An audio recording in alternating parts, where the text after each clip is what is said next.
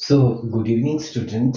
हमने part two में CSR corporate social responsibility में हमने क्या कि किस तरह से जो हमारे कंपनी के स्टेक होल्डर्स हैं वो कैसे सीएसआर से बेनिफिटेड हैं या क्या करना चाहिए सीएसआर में उनके लिए। तो क्या नाउ कुछ सीएसआर कॉर्पोरेट सोशल रिस्पॉन्सिबिलिटी से जुड़े हुए कुछ और पॉइंट्स हैं जो एग्जामिनेशन पॉइंट ऑफ व्यू से बहुत इंपॉर्टेंट है, इन पे शॉर्ट नोट लिखने के लिए आ जाते हैं। तो सबसे पहले हम डिस्कस करते हैं CSR of business in Indian situations.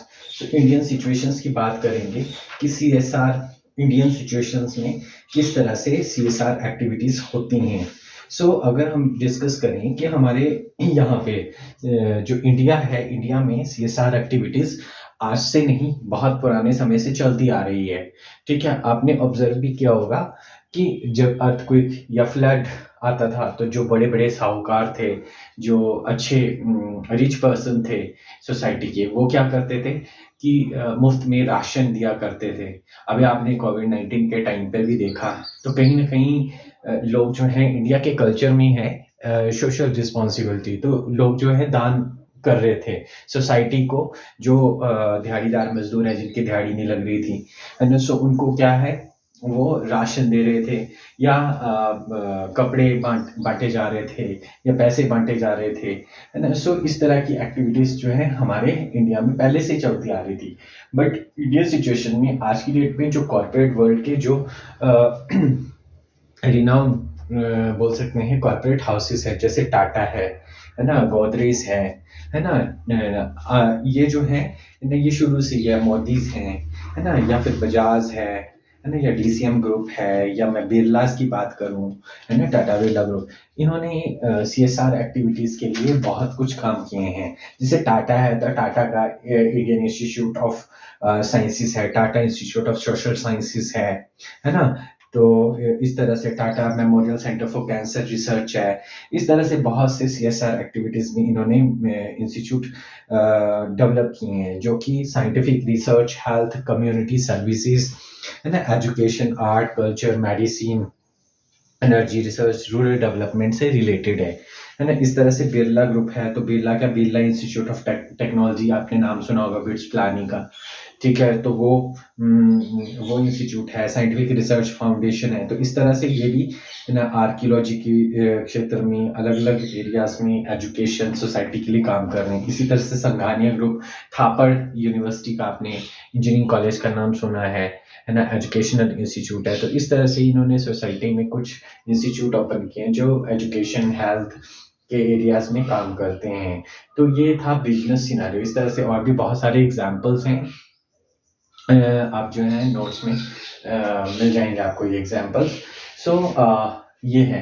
No next topic है हमारे पास कॉर्पोरेट रिस्पॉन्सिबिलिटी वर्सेस सीएसआर, जिसको सीआर कॉर्पोरेट रिस्पॉन्सिबिलिटी और कॉर्पोरेट सोशल रिस्पॉन्सिबिलिटी में बेसिकली ये इंटरचेंजेबली टर्म्स हैं। बट कॉर्पोरेट रिस्पॉन्सिबिलिटी की जब हम बात करते हैं तो बोलता है ड्यूटी और एक रैशनल है हेड ऑफ द डिपार्टमेंट या अथॉरिटी का, कि वो क्या है, वो क्या करें कि कॉर्पोरेट एक अकाउंटेबिलिटी है कि उसकी ड्यूटी है सोसाइटी के प्रति, है ना, मार्केट के प्रति, है ना, उस कम्युनिटी के प्रति।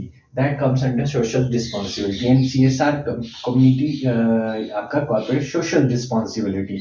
तो एक कॉर्पोरेट हाउस की क्या सोशली रिस्पॉन्सिबिलिटी है, दैट इज कॉर्पोरेट की रिस्पॉन्सिबिलिटी, है ना, कहाँ के लिए, सोसाइटी के लिए, कम्युनिटी के लिए। कॉर्पोरेट सोशल रिस्पॉन्सिबिलिटी, हालांकि ये इंटरचेंजेबल टर्म्स हैं, बट ये थोड़ा सा इसमें डिफरेंस ये है कि ये जो है अकाउंटेबिलिटी, ये जब कॉर्पोरेट रिस्पॉन्सिबिलिटी की बात करते हैं तो इसमें अकाउंटेबिलिटी की बात की जाती है, वेयरएज ये क्या है, क्या दायित्व बनते हैं वहीं तक सीमित है ना। सो अगर हम बात करें कॉर्पोरेट सोशल रिस्पॉन्सिबिलिटी और कॉर्पोरेट रिस्पॉन्सिबिलिटी, तो बोथ जो है इंटरलिंक्ड हैं, दोनों वैल्यू बेस्ड मॉडल पे लिंक्ड हैं। ठीक है ना। अगर हम बात करें सीआर, तो कहीं ना कहीं ये ऐसी रिस्पॉन्सिबिलिटी जिसमें बिजनेस को तो देखना है, साथ में इन्वायरमेंट को भी देखना है ना। सो कॉर्पोरेट सोशल रिस्पॉन्सिबिलिटी में हमारे पास डिफरेंट कल्चरल इन्वायरमेंट हो गया या हमारा सोशल इन्वायरमेंट हो गया, ये सारी चीजें जो है सीएसआर के अंदर आएंगी। Now comes to the CSR versus corporate sustainability, अगर मैं corporate social responsibility versus corporate sustainability की बात करूँ, CS जिसको बोल देंगे। सो कॉर्पोरेट सोशल रिस्पॉन्सिबिलिटी, जैसे कि आपको पता ही है कि हमारा सोसाइटी के प्रति, एक बिजनेस हाउस का, एक कॉर्पोरेट का सोसाइटी के प्रति क्या responsibility. Now corporate sustainability is more of kind of environment, related to environment, कि अगर जो हम काम कर रहे हैं वो कहीं सोसाइटी को हार्म तो नहीं कर रहा है। इसमें जैसे हमने पोल्यूशंस ले लिया या इन्वायरमेंट से रिलेटेड टर्म्स यूज कर ली, है ना। सो ये भी आज की डेट में इंटरचेंजेबली टर्म्स हैं, बट देयर इज सम बोल सकते हैं सिमिलैरिटीज हैं। सीएसआर जो है वो बैकवर्ड डायरेक्शन में देखता है ना। जनरली एक देखता है कि एक बिजनेस हाउस क्या कर रहा है, वेयर CS जो है वो फॉरवर्ड डायरेक्शन में देखता है, और ये क्या है, प्लानिंग और चेंज से रिलेटेड है ना, प्लानिंग और चेंज से रिलेटेड है। Now the second point is CSR tends to be target opinion farmer, है ना। टारगेट ओपिनियन है, ओपिनियन के ऊपर बेस्ड है CSR, जिसमें टारगेट ओपिनियन फार्मर्स कौन से हुए, जिसमें पॉलिटिशियंस हैं, है ना, प्रेशर ग्रुप्स हैं या मीडिया है। वेयर जो CS है ये क्या है, होल वैल्यू चेन बेस्ड है सस्टेनेबिलिटी, जिसमें हम सप्लाई चेन को ध्यान में रखते हैं, यानी ऑपरेशन से लेके मार्केटिंग के सारी चीजें एस्पेक्ट्स आएंगी इसमें, है ना। मतलब इन्वायरमेंट पूरा, जो भी बिजनेस इन्वायरमेंट है, जो सोसाइटी है, वो पूरी इन्वॉल्व होंगी। वेयरएज ये क्या है, जो हमारे ओपिनियन फार्मर्स हैं, लाइक पॉलिटिशियंस है, मीडिया, उन्हीं के ऊपर बेस्ड है CSR एक्टिविटी, है ना। देन CSR जो है एक कंप्लाइंस है जो कि फॉलो करना पड़ता है। CS इज अबाउट, जो कॉर्पोरेट सस्टेनेबिलिटी है वो अबाउट बिजनेस से ही रिलेटेड है, ठीक है। ये कम्युनिकेशन टीम के द्वारा मैनेज किया जाता है, वेयरएज ये है ऑपरेशन और मार्केटिंग के द्वारा मैनेज की जाती है सस्टेनेबिलिटी, ठीक है। सो ठीक है। सो इसके बाद बीच में ये थोड़े से डिफरेंस के पॉइंट हैं।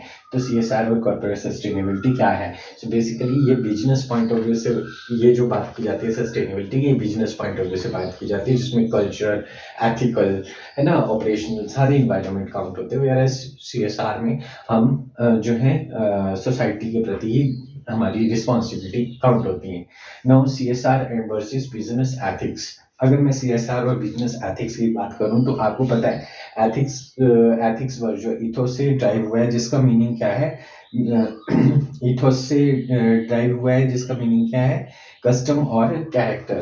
सो बिजनेस एथिक, कोई भी CSR एक्टिविटीज एक किसी भी कॉर्पोरेट हाउस का ये दायित्व बनता है कि अगर उसका प्रॉफिट आता है तो वो कहीं ना कहीं एज पर बिजनेस एथिक्स वो कुछ अमाउंट जो सोसाइटी के लिए स्पेंड करें, कुछ उसकी सोशली रिस्पॉन्सिबिलिटीज बनती हैं। बिजनेस एथिक्स बोलता है ये मॉरल कोड ऑफ कंडक्ट को ध्यान में रख के बना हुआ है। सो मॉरल कोड ये बोलते हैं कि अगर आपकी फर्म जो है वो प्रॉफिट में चल रही है तो कहीं ना कहीं आपको एक्सपेंसेस करने हैं सोसाइटी के लिए, आपकी रिस्पॉन्सिबिलिटी बनती है कि उसमें एजुकेशन, अच्छी हेल्थ प्रोवाइड की जाए, not only for the internal stakeholder but external stakeholders के लिए भी, राइट।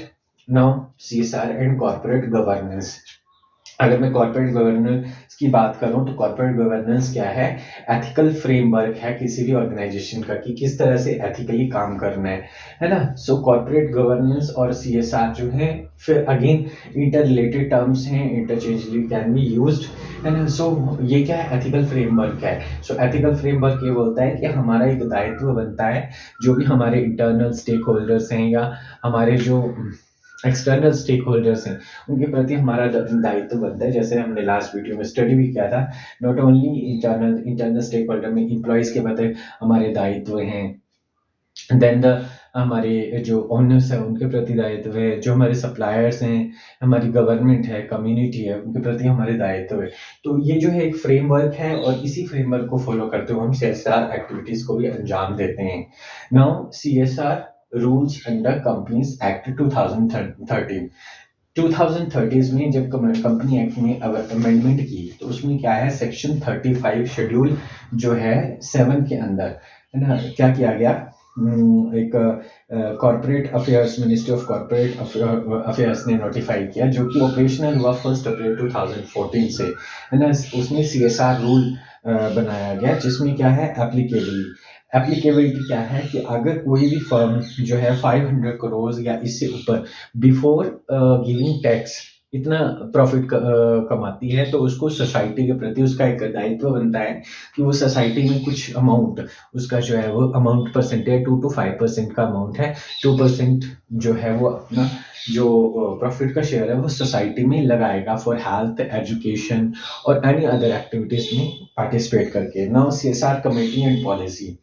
अब सीएसआर कमेटी और पॉलिसीज की बात करें तो इसी शेड्यूल के अंदर अंडर सेक्शन